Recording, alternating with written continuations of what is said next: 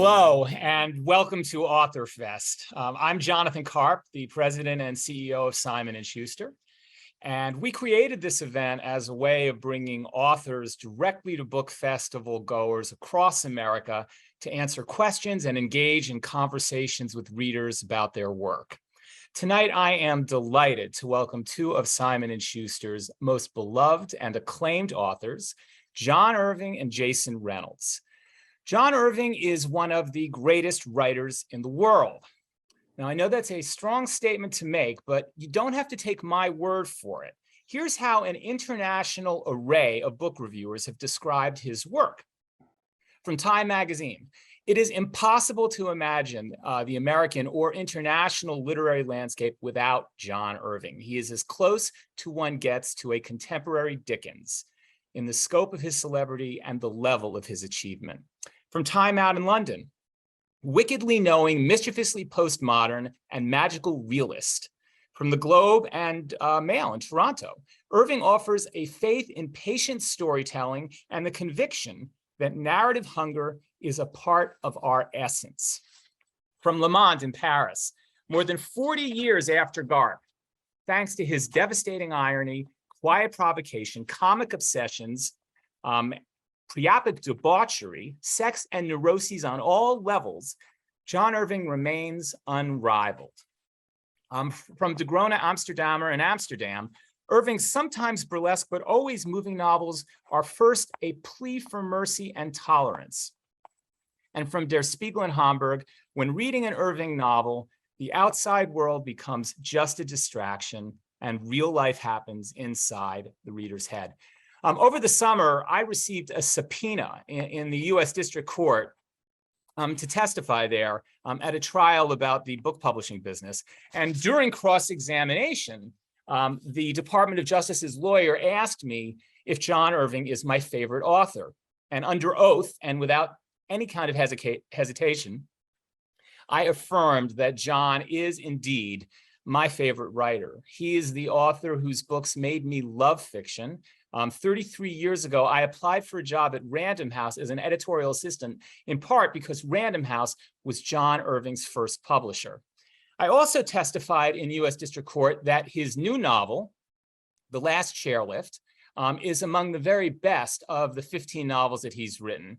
And I can assure you that my testimony is true because I do not want to be convicted of perjury.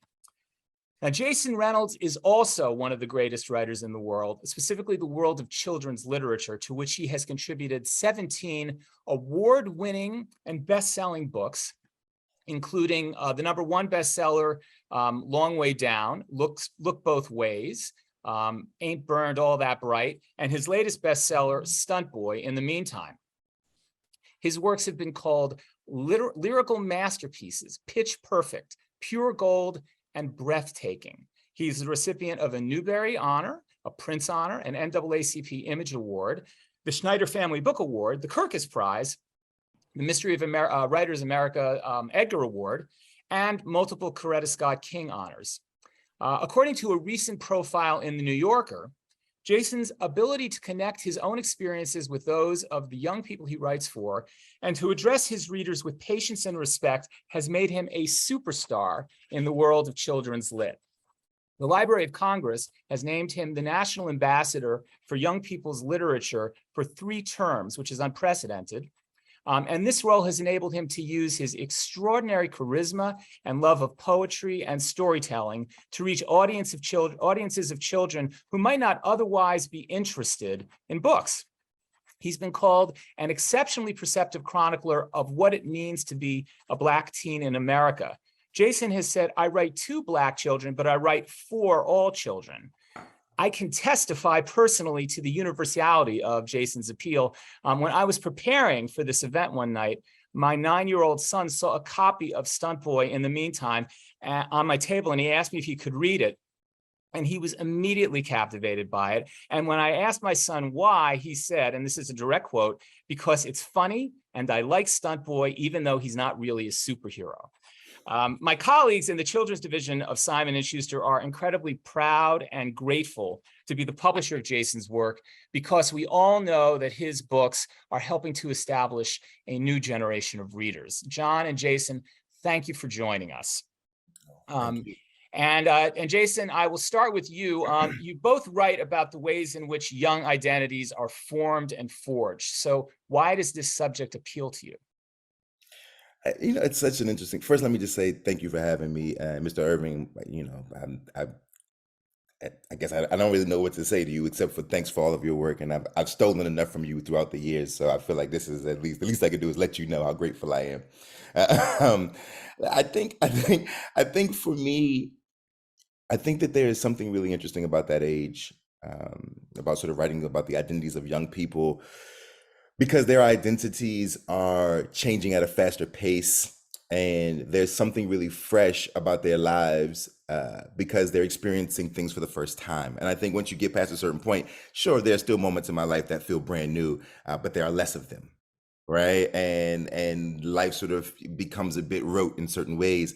But I remember being 10 and 11 and 12, and every day or every other day there was a new experience, a new challenge, a new line to push. And I think there's something about that makes the job of writing more interesting for me.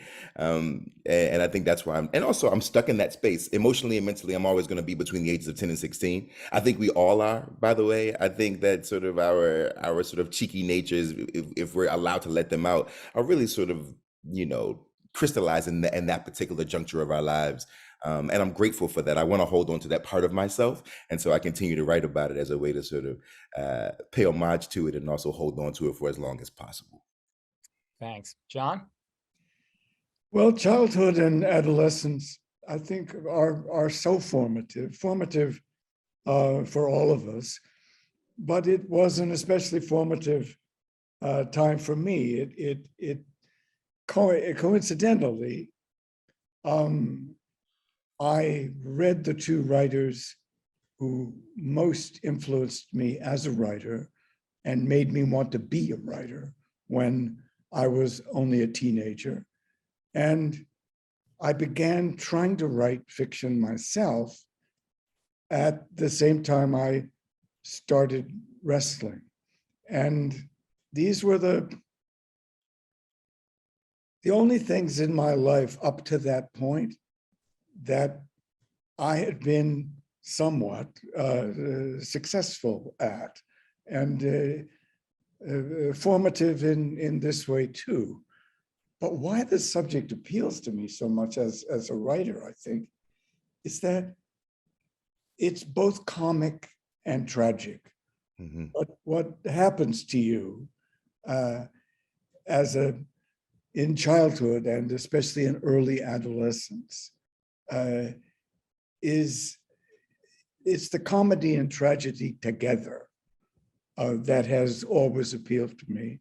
In writing too, in what I read and in what I hope to do as a writer, as Dickens intended, to move a reader to laughter or to tears, or both, to affect a reader emotionally more than to persuade a reader intellectually. All of that came to me when I was a young teenager. I'm just recording it. So, Jon, in One Person, your novel In One Person, you wrote, "We are formed by what we desire." So, Jason, I'm just wondering, what are some of the desires you most enjoy writing about? I think such a good question. I think most of the desires that I really love to write about these days usually are just the desire to be acknowledged. It's very simple for me. I think it's just the desire to be seen, the desire to be heard. I mean, that age range, like as Mr. Irving was saying, right? You have the comic element of it, but you also have the tragic element of it. And I think in the nexus of those two things often has to do with the sort of wrestling with the necessity and the desire to be seen and heard, right? And I think that's what makes it so funny and so tragic sometimes. Because if you talk to any kid in America, or so many kids in America, they'll tell you that they feel like everybody is paying attention to them, and yet nobody can see them. They'll tell you that like they don't feel like they have any power, and yet their egos are saying they have all the power. And I think it's that push pull that is always the thing when it comes to desire, right? I think they just desire to be seen and heard and acknowledged, you know. Jon, how about you? Well, uh, sexual desire, especially as a young person, is often so painful and embarrassing simultaneously that you'll never forget that part of it, the painful part and the embarrassing part. But once again, the combination of trauma and comedy feels natural to me. It feels the way it is. I've often said about my writing that I want it to be funny until it very much isn't, or isn't anymore. I want to set up what isn't funny by being funny, which may sound like a contradiction, but it was what attracted me to writing as a reader. That was what first drew me as a reader, the possibility of the overlap of trauma and comedy, the pain and the embarrassment. And the embarrassment is only funny long enough after the fact. Right. Jon, do you remember which book you read early that had both that kind of comedy or tragedy? Well, certainly that was Dickens. Certainly that was Dickens, who could be funny one minute, but you didn't trust where he was going with it. You knew he could turn that around, and so often would turn that around. That wonderful moment in David Copperfield when David's old tormentor from school, the boy who persecutes him so relentlessly, Steerforth, has also gone on to hurt other people. But when his body washes ashore on the beach, Copperfield sees the way he's lying with his head on his arm and says, the way he used to lie on his desk at school, which suddenly, so far into this long novel, even longer, I must say, than The Last Charlotte, so far into this long novel, you realize, oh, I see, not only was Steerforth his tormentor, but Copperfield loved him. He also worshipped him. And that juxtaposition just stayed with me. Jason, how about you?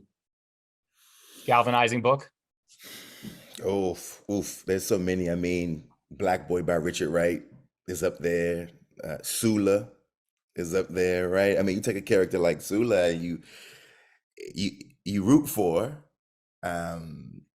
in ways that are like you root for it, though you're rooting for it because you wish you had the courage to be Sula, right? But at the same time, you also know that Sula is doing some pretty foul things to people that she claims to love, right? And I think in that there is something funny about sort of her brashness, and also something tragic about that same thing, right? Both of those, like it sort of shares that weight in that way. So I would have to put, Toni Morrison up there as being a master at that, for sure.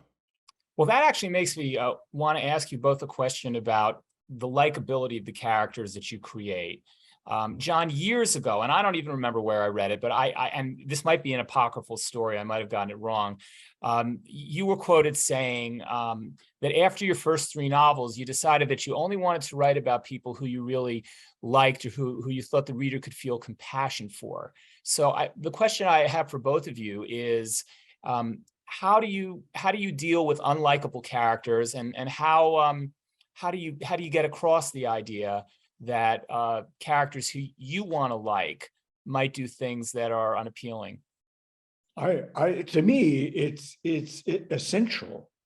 Um, if you're going to love a character and you want your reader to love that character, that the character in some way also should be flawed.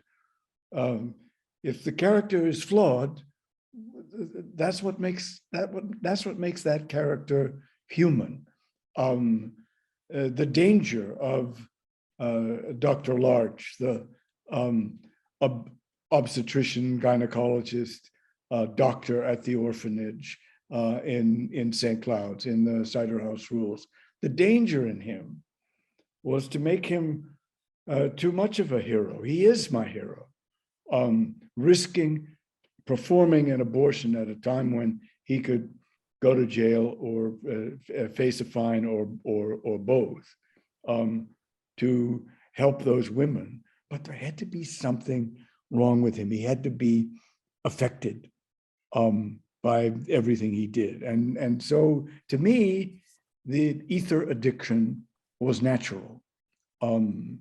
There had to be something wrong from the sheer pressure of his existence. And certainly in the last chairlift, it's easy to see that the same things we love Adam's mother for, or I hope the reader will love her for, her obstinate independence, also betrays an inclination to go too far. She will take a step too far, and we learn that about her.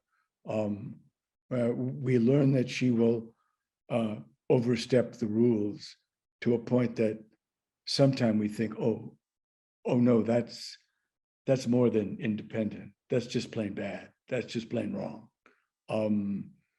But without that danger in her, that is provided by her strength, I don't think she's human enough. You know, Jason, I came across an interview you gave, and you talked about your experience working as a caseworker at a mental health clinic, and you told a reporter, and this is what you said: "You never really know how human you are until you sit in the driver's seat and there's a man who has committed murder sitting in the passenger seat, and you like him a lot." The ability to humanize the vilified was a gift to me. Do you feel like you have to do that in your writing? I feel like I have to do that in my life, and therefore in my writing. I mean, look, I think that the idea around likable characters is an interesting one, something that we talk about often. Like, is the unlikable character valuable for a novel? The truth is that I don't have to like the characters, but I do have to love them, right? But I do have to, just like all the other people in my life.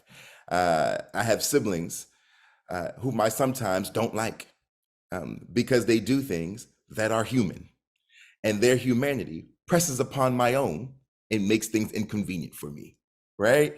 But I love them anyway.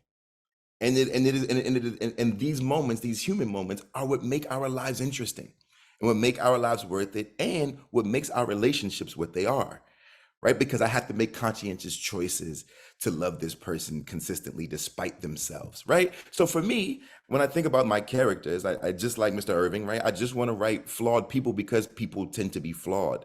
It's to not write this way, to me, would just be poor writing. It would just it just be poor writing. It's one of these questions that I'm always kind of like, I mean, like, people are people. If they're not interesting, don't put them in the book. They shouldn't be there if they're not interesting, if they're not serving the story. And the only way that they could actually be serving the story is if they're interesting. And the only way that they could be interesting is if they're flawed, because that's how human beings are. So do I have to like them all? Do I have to love them all? Yes. All right, but there's more to it. What about the idea that you want the reader to care? I mean, it's one thing to either like or love a character. It's another thing for the reader to actually care about the character. Do you feel like that's something within your control, Jason, to make a reader care about a character? I don't know if it's in my control, but it's definitely what I attempt. It's definitely what I attempt. My theory around writing is actually very simple when it comes to character development. I really believe that our novels or the work that we do can really model our everyday experiences. And what I mean by that, and I mean that in sort of a macro level. And what I mean by that is, in real life, there are people in my life that I spend time with, um, whom I'm connected to, who I find interesting and intriguing. And because I find them interesting and intriguing, we don't actually have to do much of anything for us to have a good time.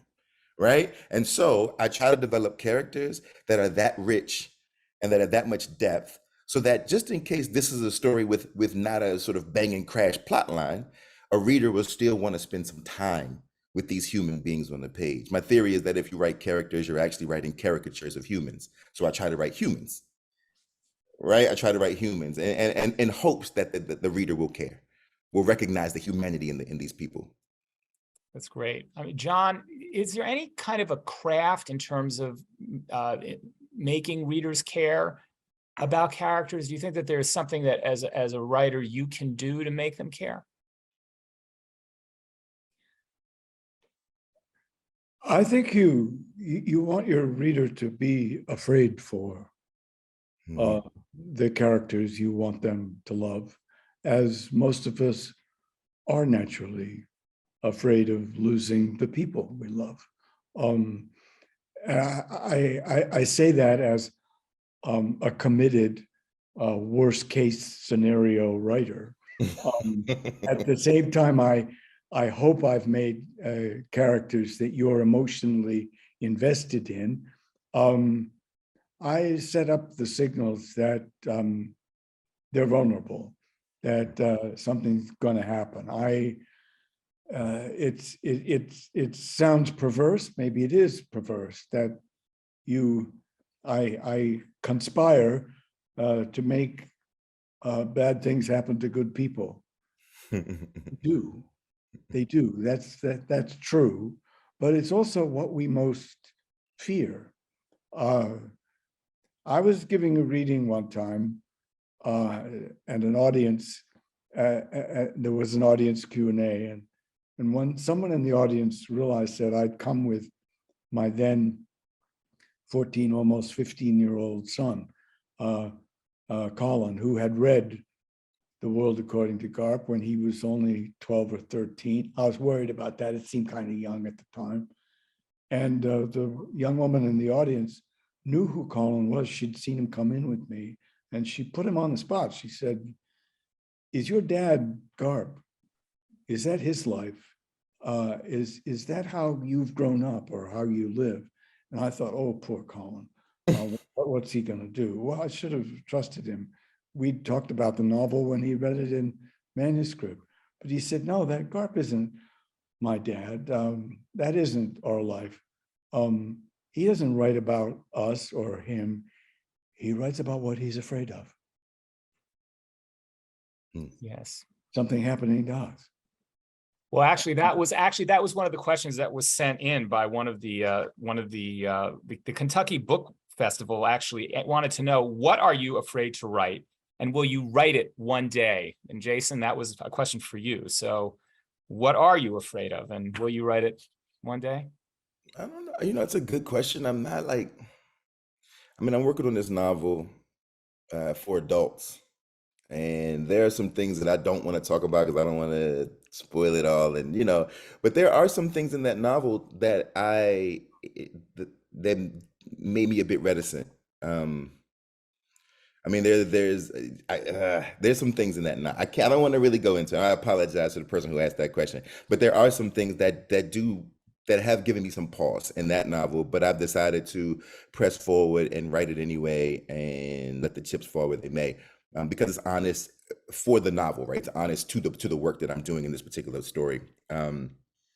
But other than that, I always attack the things that scare me. How do you write about sort of gun violence in a way that feels fair to the person with the gun, which is what Long Way Down is, right? How do you write sort of family dynamics that are quote unquote broken, that seem fair to the people who are in that family, right? Which is difficult. So it's not necessarily it's not that the subject matter scares me. It's just, do I have the chops to pull it off? That always kind of gives me a little pause, right? To do it with do I have a deft enough hand?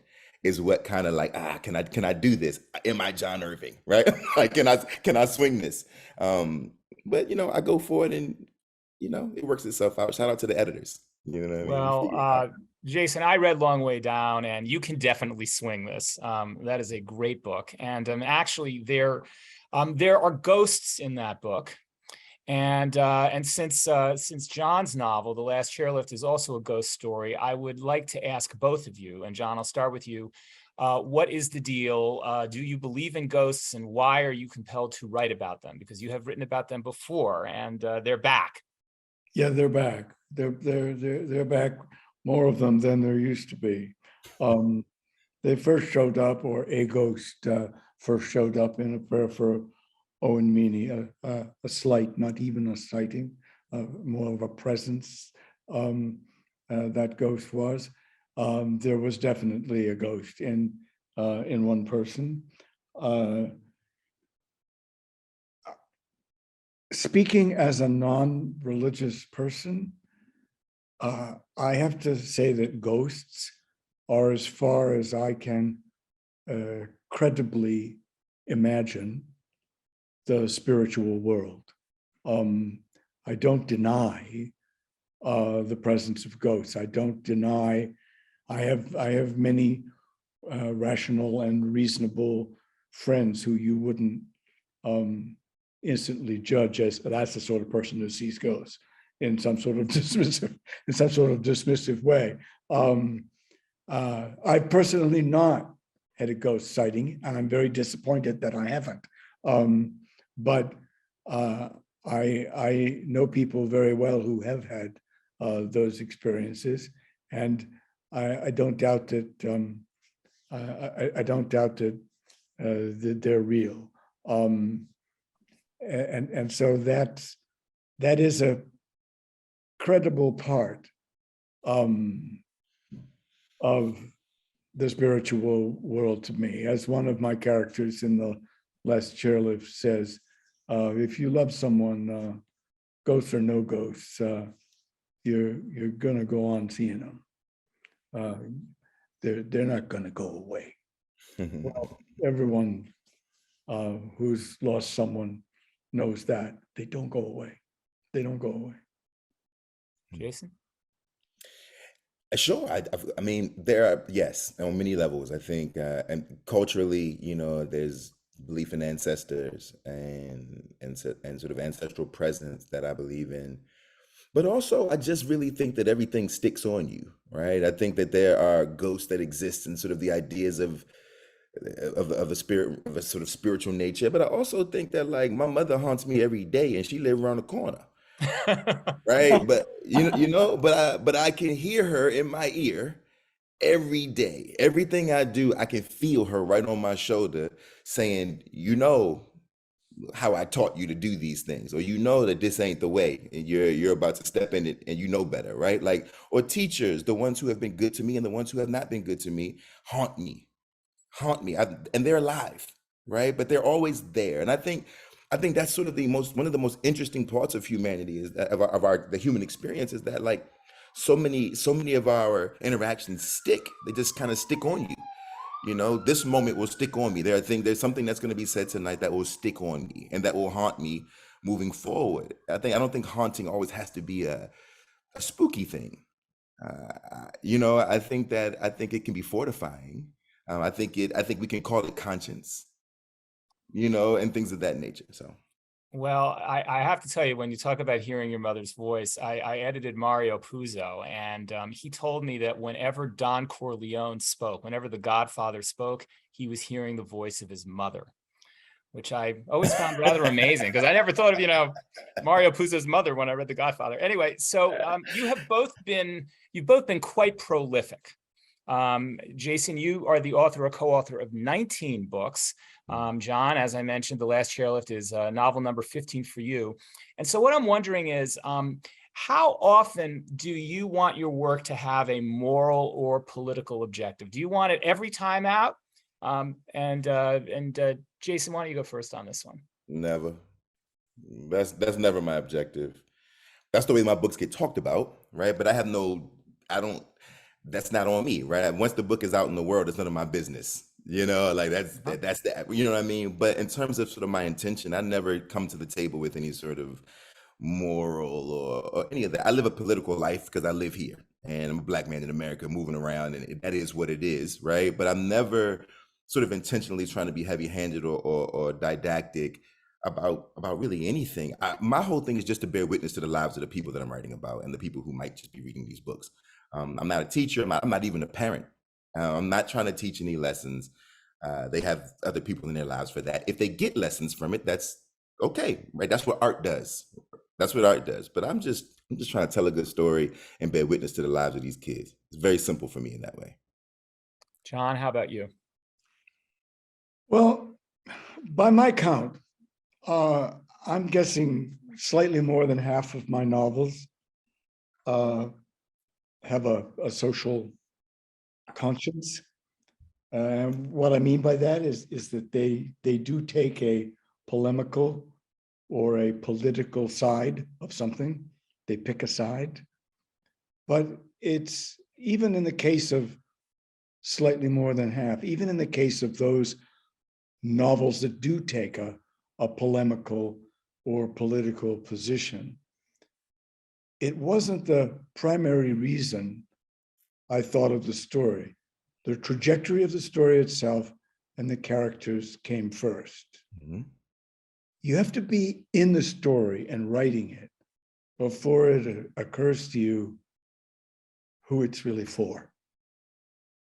It's not easy, or it's not hard. It is easy for me to say, in the case of The Last Chairlift, where my social conscience lies, or where it comes from.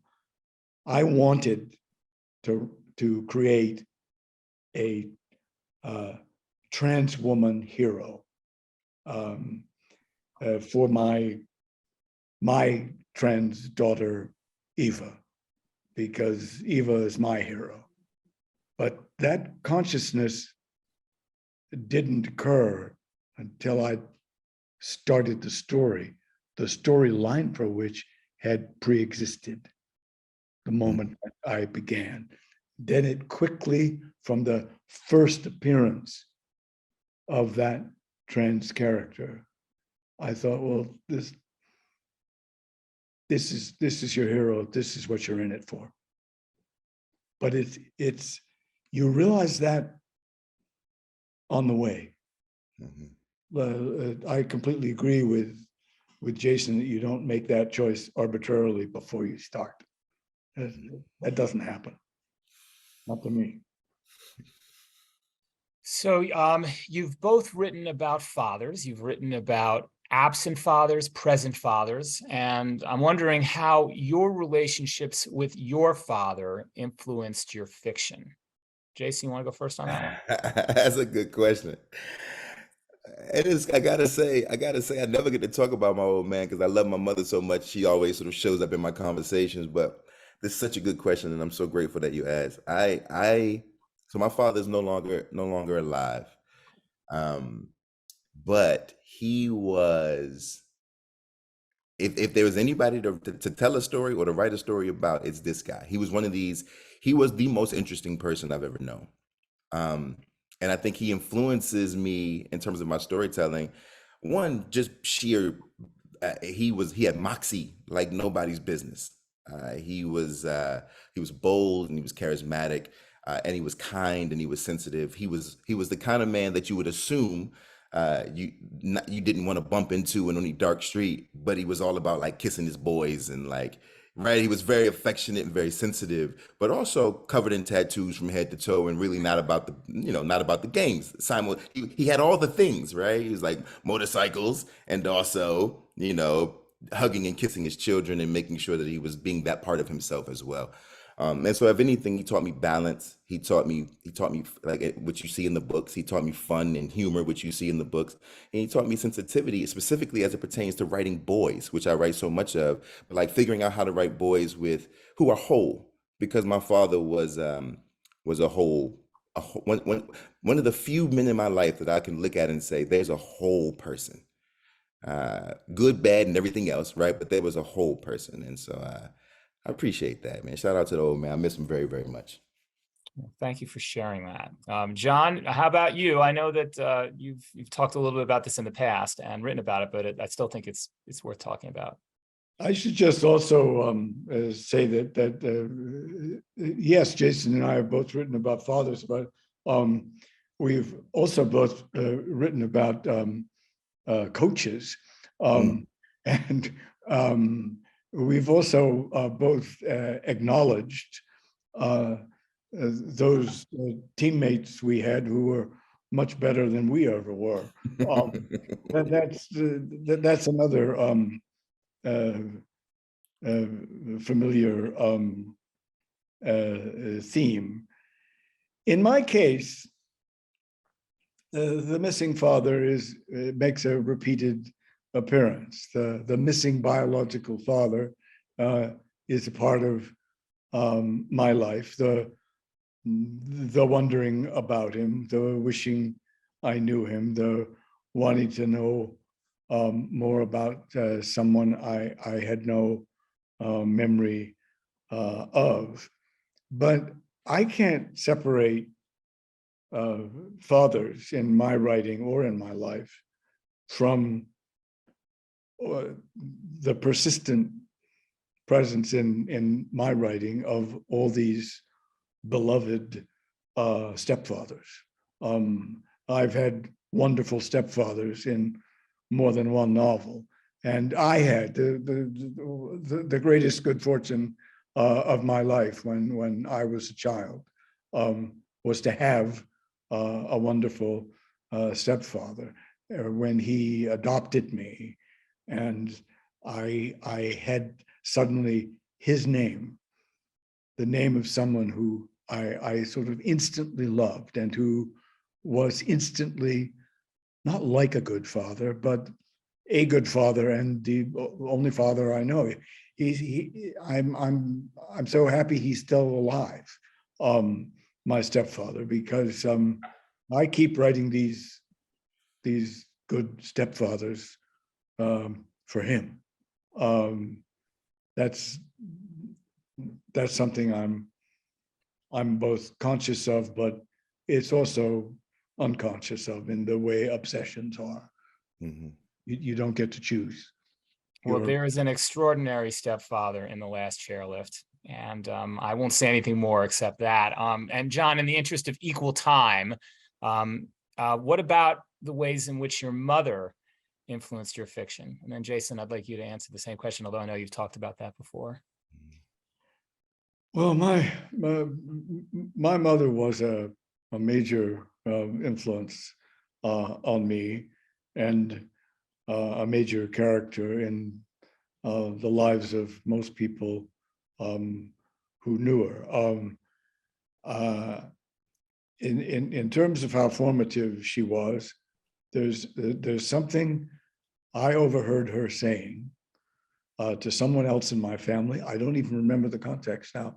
I don't even remember to whom this was said. I was just there in the room or in the next room and overheard it. But I remember the context at the time. She was a nurse's aide who worked in a New Hampshire county family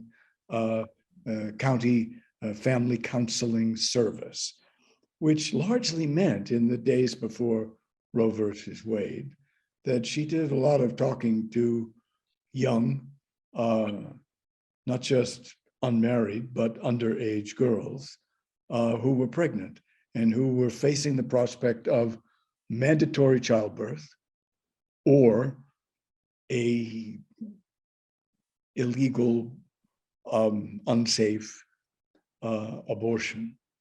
And now at this time, I'm a young, unknown writer with 2 young children. And I have a younger brother, sister, boy-girl twins, who are both gay. And that's the background to hearing my mother say, if they think, she meant men in power, if they think they can treat us, meaning women, like we're minorities, think how much worse they're going to treat gay men and gay women. Well, I've given that remark to more than one of my fictional mothers, including in the last year left. To say it made an impact on me is well, it sure did. Thank you. Jason, how about you? What would you like to say? You know, one of the most powerful things that my mother ever did for me was give the ability to give me the permission to talk back. As a child, I was allowed to, and people have heard this story, but I was allowed to talk back, which is a no-no for many of our families. But in my household, if my mother said something or if she was chastising me, I was allowed to respectfully articulate the way I was feeling. And even if it was the way I was feeling about what she'd said or the way she'd said it. And the reason why is because she wanted me to know as a very young person that my feelings and opinions and my voice mattered, regardless of my age. What that looks like years later is a person who understands that my voice has a place in the world simply because it belongs to me. That I need not ever muzzle myself. And because I know not to muzzle myself, I know not to muzzle any other child, because every child has a right to say the things that they need to say, because they're human beings. They're not half-formed things. And my mom was very much about that, right? The other thing that she gave me in terms of helping with my work is like she modeled discipline for me. She modeled persistence and consistency. This is a woman born in 45 in the rural South, moves to Washington, D.C., takes a job at 15 in an insurance company in the mailroom. And then because of the March on Washington, which she attends, she realizes that she will not stay in this mailroom, works her way all the way up the ladder until she gets to sort of the executive office, the first Black person, the first Black woman, the first woman to have this position, stays there for 40 years, retires. They say that she only took 2 days off, and those were the days she was giving birth to me. That's the myth. I don't know if it's true, but that's what everybody says. She was giving birth to me, has cancer, beats cancer twice, then takes a job as a special ed teacher where she works for another 15 years before retiring again in 2020. I don't have any excuse. I know what it is to do the job. I know what it is to sort of hunker down and make the things happen. And I give her all the credit for that. She modeled that very, very well for us. That's terrific. We're down to like our last 12 minutes or so. So a lot of questions have been coming in. I wish I could ask all of them. The Bookmarks Festival, somebody from the Bookmarks Festival wants to know, how has your writing process changed over the years? How has your writing and your process changed over the years? You can answer, you can either talk about how your writing has changed or how your process has changed. Jon, you want to take that first? Well, the biggest change in my life as a writer was writing my first 4 books with a full-time job. I was an English teacher and a wrestling coach, and presumed I always would be. I could do those things. I knew how to do those things. I liked working with young people who wanted to find things they loved to read, wanted to try writing. I loved working with young wrestlers. I could be of use, I thought. But I resented how little time I had to write. For the writing of those first 4 novels, maybe I could write for 2 hours a day, and not every day. That was, I had 2 young children. I had a full-time job. It was the 4th novel, The World According to Garp, that was my first bestseller. And I think it helped me later as a writer, that it didn't happen for me overnight. And I never thought it would. When my editor said, this is going to be different, The World According to Karp it's going to find an audience. I didn't believe him. I thought it was wishful thinking, you know. I didn't believe it. But the change in my life to being able to write 7 days a week, 8 hours a day was enormous. And it was such a big change that it took me the writing of one book, The Hotel New Hampshire, before I could fill the time, before I knew how to do it. I was really disappointed with myself. It wasn't until the 6th book, The Cider House Rules, that I could go all day, every day. It took a while to get there. And well, when you can do something every day, all day, you should get better at it.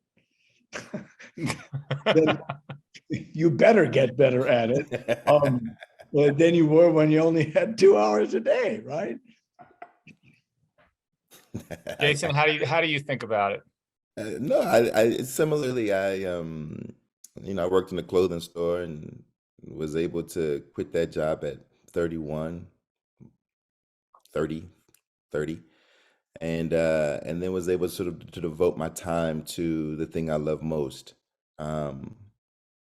What has changed, I think, I'm 39 now.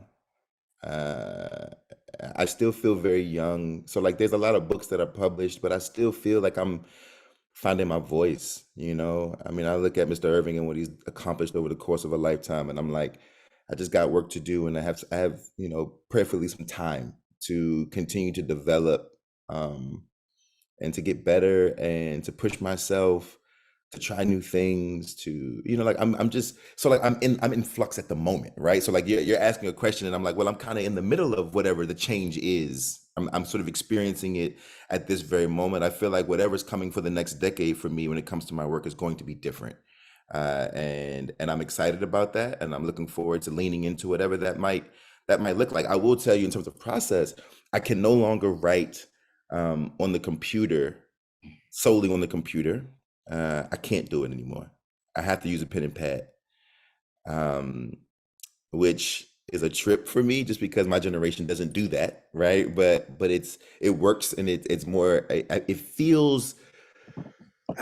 If there's a freedom to it, there's a flow to it. My brain is doing different things when my hand is working in that way. I don't know if it's the ink. I don't know what it is, but it's a very different feeling, and it works much better to put my hand to do this than to do this. And I'm enjoying that, and I'm leaning into that, and I've got all the notebooks and all the pens and all the things, right? I'm in that phase, and I love that. And I can see myself eventually getting to a place where it'll just all be in the notebooks, and I have to have them all transcribed. I don't know why, but I'm not trying to fight it. It's what's working at this moment, and I'm going to continue to do that. So for the past 3 or 4 books, it's all been in pen and pad. Well, I think you have a soulmate here. John, do you want to talk about your process? I know that you're similar. Well, I just wanted to say to Jason that one thing we both like to do, and boy, do you, Jason, do it well. We both like using repetition constantly. I love it, and I love how it happens in Ain't Burned All That Bright. That nobody repeatedly changes the damn TV channel, and how the news never manages to change the story. I couldn't get enough of that, and each time it happened again, boy, did it hit home. Thank you. And John, you also write in longhand, right? I do. My mom did me a favor from my school years by teaching me how to type when I was only 13, 14 years old. It was a big help to me in school, where I was a slow student, that I could at least type all of my papers. I'm pretty fast, hardly flawless, but I'm pretty fast on the keyboard. As I discovered, too fast. Hmm.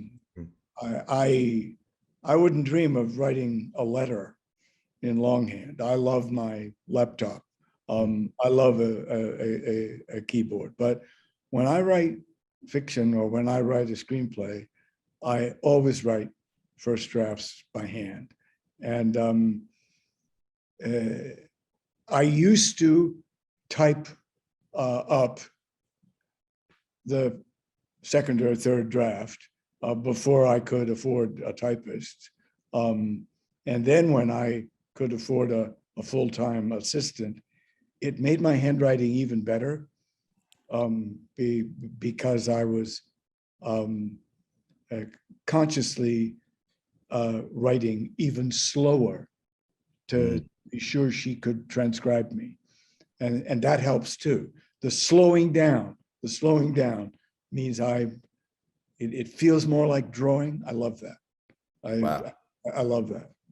That's interesting. All right. Well, we have a question from the Bay Area Book Festival. They would like to know what your favorite word is. So, Jason, you want to take that one? Nuance. I just love it. I love the way it feels. Mouthfeel. I just love the mouthfeel of it. Nuance. John? Maybe because I'm so familiar with it that if I didn't love and revere the word, I might get tired of it. But I have to say, rewriting. Rewriting hits me at home because I do a lot of it. I probably spend as much time rewriting as I do writing a first draft, and I love that part of the process too. I just the word has it's stuck for me. It does it for me. All right. The Black Readers Conference wants to know if you could only recommend one of your books. Which of your books would you recommend, Jason? I know the humility is important, but go for it. I think it'd probably be Look Both Ways. And why? Because you get a sampling of many styles. I mean, that book has 10 different stories, 10 different styles, bunches like lots of characters, like, I don't know. I think that book is a good, if this is the first sort of foray into my work, I think it's a good sort of sampling of a lot of different styles and worlds. I think that would be my choice. I think is Look Both Ways. Okay, thank you, John. Well, I just got to say that I kind of thought Jason was going to say All American Boys because of how because of what an impression it made on me when Rashad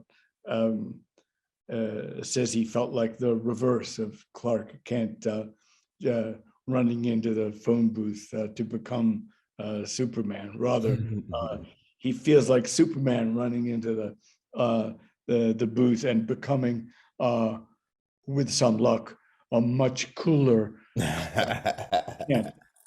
That has to affect anyone who ever wanted to be a writer, because we've all felt like the uncool Clark Kent, at least. At least I know I have. In my case, this is possibly perverse, but I like the novels of mine where I had to learn the most. That is the most outside of my own experience.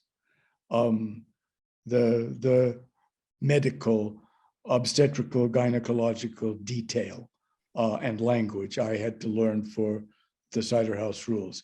It was hard for me, but I liked learning it. The tattoo world in Until I Find You, because the learning it was learning to be in someone else's shoes. Isn't that what fiction does best? Is putting the reader in the position of what it's like to be in someone else's shoes. Well, as a writer, I liked having to learn what it was like to be in someone else's shoes, the relationship between the homicide cop and the prostitutes in the red light district. In A Widow for 1 year, I had to learn a whole new language. And the time I spent in Amsterdam, I loved it because I was learning something. So it's hard for me to discern between those three books, Cider House, Until I Find You, A Widow, but they left the biggest impression on what I had to learn for the first time. Well, if anybody's wondering why the two of you are paired up tonight, I mean, we actually saw an interview, Jason, that you gave to the New York Times Book Review, where you said that A Prayer for Owen Meaning was on your night table. So we figured, well, why not put them together? So I guess you read that one. I have to say really quickly that book was given to me by the co-author of All American Boys, Brendan Kiley, who is your biggest fan, Mr. Irving, and who was the one who was like, listen, this is for you. You have to read this. I was late to your work. And then after I read it, I was like, oh, I'm just gonna steal everything. I'm just gonna mimic all of this in my own work. And so he's gonna be so happy to hear that you even picked up All American Boys. He's probably on here losing his mind right now. I loved it. So a question from Bookmarks Festival. Any advice for librarians and teachers who are dealing with attempted book bans in their schools? Jason, a few of your books have been banned. You want to talk about any advice you have? I've made it a point at this point to not really. It's tricky for me right now because I don't really, we give so much energy to the people who hate us, and I'd rather just give my energy to those librarians and say, like, I don't have any advice, but I want you to know I'm grateful for you, and I'm thankful for your support and for what you're doing on the front lines. And I'd rather just pour my energy there. I don't know if I have advice because I'm careful about giving advice without context, and I'm not in your communities, I'm not in your schools, and I would never offer you something that might put your jobs on the line. But if you need something from me, and if you need, if there's anything that I can do to be supportive of you without us having to sort of give all this energy to naysayers, right? I'd rather just give all my energy to you than reach out and we can figure something out. But I don't, I'm just not interested in sort of talking about how much I can't stand banning. And it's like, all right, we know that. I'd rather just say good on all the people who are fighting the good fight. And let's do everything we can to support those people. John? Yeah, amen to that. I agree that those people and deserve our support. To my knowledge, the Cider House Rules, which was on a list of proposed books to ban in Texas, a piece of proposed Republican legislation that covered books on the abortion subject, but also books, as we know. So there's been so much banning of books, not only on the abortion subject, at a time when those states that are banning those books have also closed down on abortion access. Now, what message of cruelty is that sending to young women who are facing an unwanted pregnancy? And more severe and more widespread is the banning of books on about the LGBTQ subject in schools and libraries. To what end? To purposely make gay, lesbian, and trans kids feel more isolated and alone than they already feel. Mm-hmm. The cruelty of that is abhorrent and it's willful. So all we can do is protest it and support the people who feel it most. But the effect this is having, the banning of books, it's the young people who are getting hurt. Yep. Because people who are facing issues of their own, they need to find in literature examples that tell them you're not alone. See this? You're not alone. Thank you for saying that, John. So the last question is from the Savannah Book Festival. And this writer says, A Prayer for Owen Meany has been one of my favorite books since I read it as a teenager. I reread it the past summer and agree with you about the importance of the first sentence in a novel. The first sentence is definitely the one that makes me want to keep reading. What is your favorite first sentence from another author? Jason, you first, and then Jon. It's definitely the first sentence of A Prayer for Owen Meany. Definitely. It's definitely it has to be one of the greatest. To me, and it's funny because Brendan, that's why he gave me the book. He's like, this is because I'm a big first sentence guy. Like, that's my jam, you know. And he's like, this is the best first sentence ever written, and he gave me the book. And and I'm not saying this to be to because you're on this thing. I want to be honest with you, Mr. Irving. It very well might be the greatest first sentence ever written. At least it's on my list. That's for sure. Jon, for those who don't know the first sentence, can you do it for us from memory, or is it? No, it's a long sentence to remember. I usually, when I'm asked, simply begin with, "I'm doomed to remember a boy with a wrecked voice." In a way, to say more, I think, spoils the experience. It's a very long first sentence, but it certainly is the best of my first sentences. I've not found a better one or a more inclusive one. Why, of course, is because, you know, before you begin the story, I'm doomed to remember a boy with a wrecked voice. You already know the worst thing. He's gone. And you're going to hear why. You're going to hear how. So it's a real let the cat out of the bag first sentence. My own favorite first sentence has everything or all to do with Moby Dick having the best ending, or the best foreshadowed ending, in my opinion, ever written. And it's because of how much I admire the foreshadowing of the ending of that novel, that the first sentence, which is very plain and simple, gives me goosebumps every time. Call me Ishmael. Well, as you'll discover, he's got a lot more to say than that. but it's a good thing that it's a great idea to start there, because he's the only one who's going to make it. You kind of know he has to make it, or there wouldn't be anybody alive to tell the story. Exactly. Well, Jon and Jason, thank you so much for doing this. You know, I have been seeing some of these comments scroll across my screen here, and I hope you get a chance to read all of the incredible things people have been saying about both of you. I mean, there are people here who, you know, I think, you know, got married because they read your books, and you know, it's amazing how much they love you both. Jason Reynolds, this is his most recent novel, Stunt Boy. In the meantime, I recommend you all read it. Jon Irving, on Tuesday, his first novel in 7 years, The Last Chairlift. It will be out. If you want to know what I think about it, you can go to YouTube and you can look up The Word According to Karp. It is a video series I have, and it was inspired by you know who. And I talk all about how great the Last Chairlift is, and it also goes into the story of this cover, which there's a big story behind it. Thank you all so much for coming. It's been a pleasure. Have a really, really good evening. Thank you. Great to meet you, Jason. Thank you, Mr. Irving. I appreciate you.